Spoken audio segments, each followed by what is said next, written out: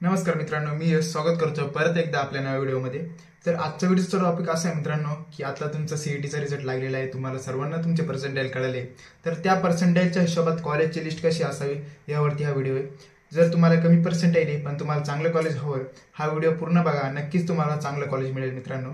जर तुम्ही आपल्या चॅनलवरती नवीन असाल तर आपल्या चॅनलला सबस्क्राइब करून घ्या, जेणेकरून आपले नवीन नवीन व्हिडिओज तुमच्यापर्यंत लवकरात लवकर पोहोचतील। तर चला सुरू करूया। तर सर्वात पहिल्यांदा जर मला लिस्ट बनवायची असती तर मी ती लिस्ट कशी बनवली असती, तर ती मी लिस्ट बनवायला चालू केलं असतं 3 स्टेपनी। तर सगळ्यात पहिल्यांदा मी काय केलं असतं, वरती सर्व टॉपचे कॉलेज टाकले असते, मध्ये सगळे ॲव्हरेज कॉलेज टाकले असते म्हणजे आपल्या पर्सेंटाइलच्या हिशोबाने, आणि खाली सगळे आपल्या पर्सेंटाइलपेक्षा थोडे कमी पर्सेंटाइलचे कट ऑफ असलेले कॉलेज मी टाकले असते। तर समजा ही सर्व प्रोसेस मी तुम्हाला एक एक्झाम्पलनी सांगतो मित्रांनो। समजा आपल्याकडे एखादा मुलगा आहे, त्याला 93 पर्सेंटाइल आहे, तर त्याची कॉलेजची लिस्ट डिझाईन करताना कॉलेजचे कटअप्स कसे पाहिजे की जेणेकरून त्याला चांगले चांगले कॉलेज भेटायची शक्यता वाढली पाहिजे।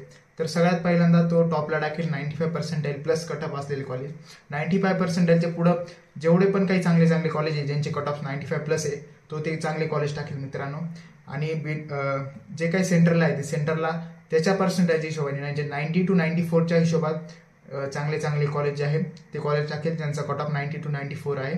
आणि सगळ्यात बिलो तो 90 पर्सेंटाइल पेक्षा बिलोचे म्हणजे 90 पर्सेंटाइल पेक्षा थोडे कमी असलेले कॉलेज टाकेल, म्हणजे त्यांचे कटअप्स कमी आहे। तर या सर्वचा फायदा असा असणार मित्रांनो, समजा जेणेकरून काही कॉलेजचा कटअप जर कमी झाला तर त्याला 95 पर्सेंटाइल प्लस जे आपण चांगले चांगले कॉलेज टाकणार आहे ते कॉलेज त्याला अलॉट होतील। जर कटअप जो आहे तो कॉन्स्टंट राहिला तर त्याला मिडल जे आपले कॉलेज टाकले आपण तेच कॉलेज अलॉट होतील। आणि जर यदा कदाचित कटअप जो आहे कटअप वाढून गेला तर त्याला आपण बिलो 90चे जे काही चांगले चांगले कॉलेज टाकले होते ते कॉलेज त्याला अलॉट होऊन जातील। अशा पद्धतीने जर तुम्ही लिस्ट बनवली तर 100% याचा फायदा तुम्हाला होणार आहे मित्रांनो। आणि ही आपण जी काही लिस्ट बनवतो त्याच्यावरती काही फॅक्टर्स मित्रांनो, ते फॅक्टर वरती लक्ष केंद्रित करून आपण जी कॉलेजची लिस्ट आहे ती कॉलेजची लिस्ट बनवली पाहिजे मित्रांनो। तर तुम्हाला फॅक्टर मी सांगतो 1 by 1। तर सगळ्यात पहिल्यांदा कॉलेजचं लोकेशन तुम्ही आधी फिक्स करून घ्या की तुम्हाला कॉलेज कुठं पाहिजे मित्रांनो। पुणे पाहिजे, मुंबई पाहिजे, नाशिक पाहिजे का तुम्ही जे राहताय तिथं आसपास एखादं चांगलं कॉलेज पाहिजे, हे एकदा फिक्स करून घ्या।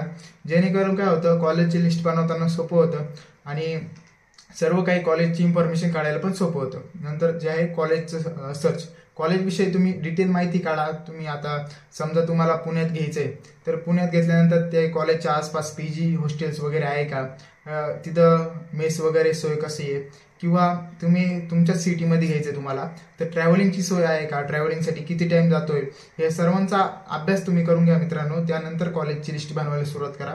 अजून म्हटलं तर कॉलेजचं फी स्ट्रक्चर प्रत्येक एरियाच्या हिशोबात प्रत्येक कॉलेजचं फीज ही वेगवेगळी असते मित्रांनो।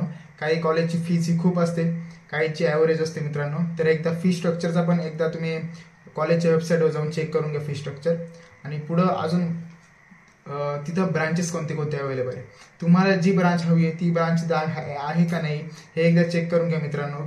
असं नको व्हायला का तुम्हाला जी ब्रांच हवी तीच ब्रांच त्या कॉलेजला नाही आहे आणि आपल्याला ते कॉलेज आपण आपल्या लिस्टमध्ये टाकले, तर असं नको व्हायला मित्रांनो। आणि नंतर आहे कॉलेजचं कट ऑफचं ॲनालिसिस, तुमचे पर्सेंटाइल आणि कॉलेजचे कट ऑफ आपण जे सांगितल्याप्रमाणे लिस्टमध्ये बसताय का हे एकदा चेक करून घ्या मित्रांनो, याचं ॲनालिसिस करून घ्या। आणि आहे कॅटेगरी बेनिफिट्स, जर तुम्ही एखाद्या कॅटेगरीमध्ये बिलॉंग करत असाल, समजा SC ST OBC AWS SC BC या कोणत्या पण कॅटेगरीत तुम्ही असाल आणि तुमची कास्ट सर्टिफिकेट हे तुमच्याकडे असेल आणि कास्ट व्हॅलिडिटीला तुम्ही अप्लाय केलं असेल तर तुमची कास्ट व्हॅलिडिटी ही लवकरात लवकर तुम्हाला मिळाली पाहिजे मित्रांनो। ती विषय असा असतो मित्रांनो की कास्ट व्हॅलिडिटी जी आहे तिची स्लिप आहे ना कॅपपर्यंत चालते, सर्व कॅप राऊंडला तिची स्लिप चालते, पण जेव्हा तुम्ही ॲडमिशन कन्फर्म करायला कॉलेजमध्ये जातात तेव्हा तिथं तुम्हाला ओरिजिनलच व्हॅलिडिटी ही लागते मित्रांनो। या सर्व गोष्टींचा विचार करून तुम्ही कॉलेजची लिस्ट बनवा मित्रांनो। जर तुम्हाला कोणती पण हेल्प लागली कॉलेजची लिस्ट बनवण्यात किंवा कॉलेजची लिस्ट बनवून घ्यायची असेल तर ह्या नंबरवरती व्हॉट्सअपवरती मेसेज करा।